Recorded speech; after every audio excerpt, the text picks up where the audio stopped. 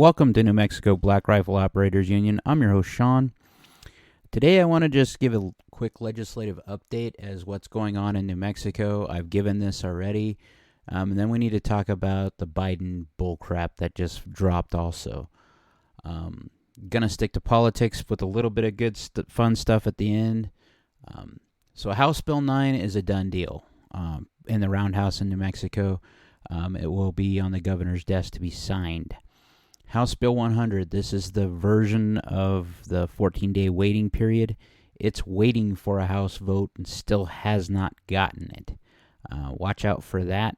This is the last week of the session, so they're going to be hot and heavy to try to finish up. And the governor's call was for gun control, so this is something I would be watching out for. Senate Bill 44, the bill banning the open or concealed carry within 100 feet of a polling place. Talked about this last night. Senate Bill 427, this is the Senate accompanying bill or partner bill of House Bill 100 for the 14-day waiting period. It also gives more of the stuff I was talking about where you can get past a background check with just your concealed carry, or you won't have to do a 14-day wait if you have your concealed carry. House Bill 428, this is for... Okay, so this is stuff that has to do with insurance for firearms, and this is probably also has to do with the other things they're trying to do where you can sue gun makers in New Mexico. They're trying to go hot and heavy against the 2A again, like, well, just about everywhere else. On the national stage, Biden has went out, and this is from the Shooting Sports, not National Shooting Sports. This is from The Truth About Guns. Biden scapegoats gun makers, weaponizes government against gun owners rather than enforcing laws already on the books. So, what's Biden doing? He's going to try to make a national red flag law, which is already a thing, I think. He's also going to use the ATF as a law enforcement agency, or as a Nazi agency is how I would put it, to go directly towards FFLs, and they're going to do what we already have in New Mexico, which is background check things for universal background checks. That's what they're called. It hasn't stopped crime in New Mexico, that is. It's not going to slow anything down. It's not going to work. None of these gun bills really do ever, but it doesn't stop them, especially when they're going after this, the 2A, as hard as they are. The other thing that they are going after with this is they're going hot and heavy after FFLs, and they are redefining an FFL, or someone who should have an FFL. If you buy, let me rephrase that. If you sell more than 2 firearms a year, you need to have an FFL. Well, you shouldn't be selling your guns anyway, but, it's a piece of property as far as I'm concerned. I don't have any problems with that. Also, I'm still in the clear. I passed my background check for my first Ruger 10/22. I've had a Marlin Model 60 for most of my adult life as my 22 plinker, and I decided that my son needs to inherit it. He's the only one that doesn't have a 22 that fits him now. My younger son does, thanks to my dad. When my dad passed, before he passed, he gave my youngest son his 22 that he had just bought to go rabbit hunting with my sons, and myself. But what else is going on is they're pushing hard and heavy with the pistol brace. So the Supreme Court, this is what I've read, has said that you cannot do what you're trying to do to the ATF in regards to the pistol brace ban. And they said, yeah, we can. So they're basically telling the law, even though they are beholden to the law, just like we all are, that to roll it in a cone. So there's going to be more of that. GOA has introduced along with the Attorney General of Texas, an injunction, national injunction for this ban, so that they will, for the pistol brace injunction. Basically, what it means is that they're trying to go and say, no, you can't do this. So now we have representatives and we have senators who have raised their case against the ATF, saying, hey, you can't do this without going through Congress. Now we have GOA and FPC, both of them have cases that are going against this, along with attorney generals from 17 states. Unfortunately, mine's not one of them. But then I wanted to go ahead and talk about something cool, and that is the 270. So I recently talked my friend into buying one. He's like my brother, Dex, into a 270, and he dropped his first javelina with one shot to the head. And it made me think about all the other things that are big in the 2A right now, one of which is the 277 Fury, or the 6.8 by 51. Everybody's looking at trying to get a hold of it. I'd like to see it in a bolt action personally, because the performance it would have with that high pressure cartridge would be, I think, better contained in a bolt action, that is. And I also think it would be a game changer for hunting in a short action in a 270 caliber. I'm all about it.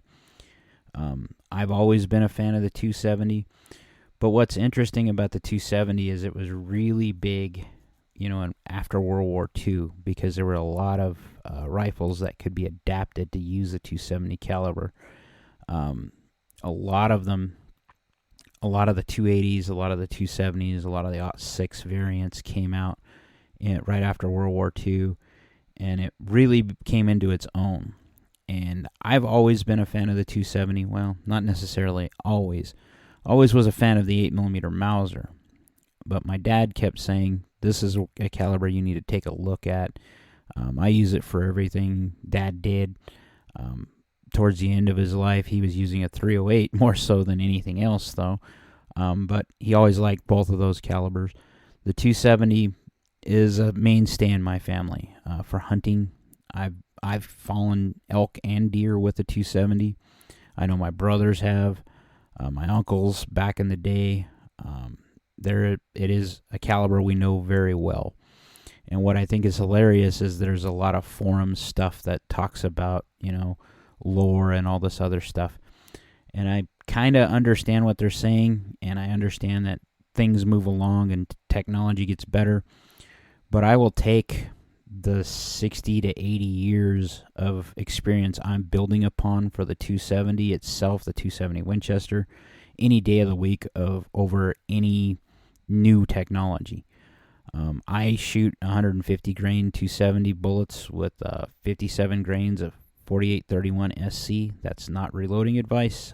You try that at your own risk. If your rifle is good to go, it should be a decent round. I've also used 130 grain and 140 grain. All of the bullets I use are either Sierra or Winchester, or not Sierra, not Winchester, Hornady. I like Winchester primers, but those are all under one brand anymore, so it really doesn't matter. But I'm looking forward to getting into the 6.8 SPC, and I have a friend on Facebook that I've known forever, and he's built one, and he loves the damn thing. He uses of course, with the 6.8, which is a 30 Remington case with a 270 bullet, I believe, or a 30 Thompson, one of the two. Anyway, was designed to try to bring the AR-15 into the next century with a more ballistic efficient round. And this was developed at the proving ground in, it's back east. It's the one they use the most. It's the ballistic proving ground. I think it's in Georgia or some. Anyway, they were testing it, and they found it to be excellent. And it gained a little bit of favor in the United States for a little bit in the AR platform, and then it quickly tapered off. And then the 6.5 Grendel began to get really popular. And to me, the 6.5 Makes a lot of sense. My buddy Dex, again, is a huge fan of the 6.5. It is a ballistically pure round. I get what they're saying. But to me, the 270 embodies that same styling or that same ballistic pure round. It is a flat shooting round. It is excellent for most things. And the 6.8 seems like it could be that intermediate jump that, for like deer hunting. I could see it being used for elk. I personally wouldn't use it for elk because it seems a little light. But it would be great for antelope or mule deer or whitetail or any of those pigs, javelinas, or feral hogs. I think it would do a number on them and then some. I also think it would be a very flat shooting, hard hitting round. But it also brings up something else I saw. I've seen a couple different articles, and I don't know why I've seen it. Maybe it's just the algorithm talking about the 4570 and the new. So Ruger's re-released the Marlin brand of the, I think it's the 336. Basically, it's their Trapper in the 4570. I think is their first iteration.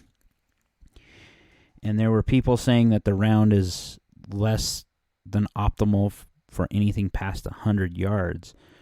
Now, anecdotally, I know that is totally bullcrap. I've seen 4570s take shots or make hits, that is, at excess of 300 yards. This was a Remington rolling block that was a 7mm Mauser at one point, but my uncle had rebarreled it. And he was making shots at 300 yards, 400 yards without blinking, with iron sights. Now, these are Peep sights. They were custom, very high-end sights. And my uncle was no slouch at driving nails at 100 yards with nothing less than a 270. So I think it's interesting that the old is becoming new again. And to me, like the 6.5 Creedmoor, never had a chance if I was going to compare it to a 270.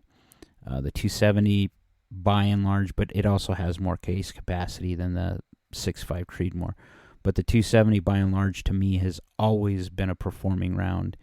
And it is both of my 270s, and I only have two. One was my dad's. One was I bought from my dad at a screaming deal when I was younger. It was, I think, my dad's way of getting me into 270. It was a Mauser, a Voiray Mauser. Anyway, it has been impressive, and they're both under one MOA guns. I can say that with great confidence after many, many years of shooting them, that they are better and more capable than I am, but they are every bit of 1 minute guns. But they are, one of them's completely custom. The other one is a Winchester Model 70 Pre-64. These aren't crap guns. And they have had a hell of a life because I have loaded all kinds of 270 rounds. And to be honest, the 4570 seems really interesting to me, but that's because I have a history with it. It reminds me of my uncle. It's nostalgic to me.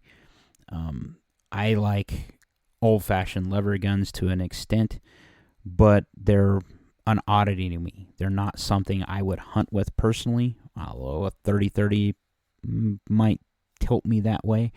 And that's just because I want one because my brothers had one.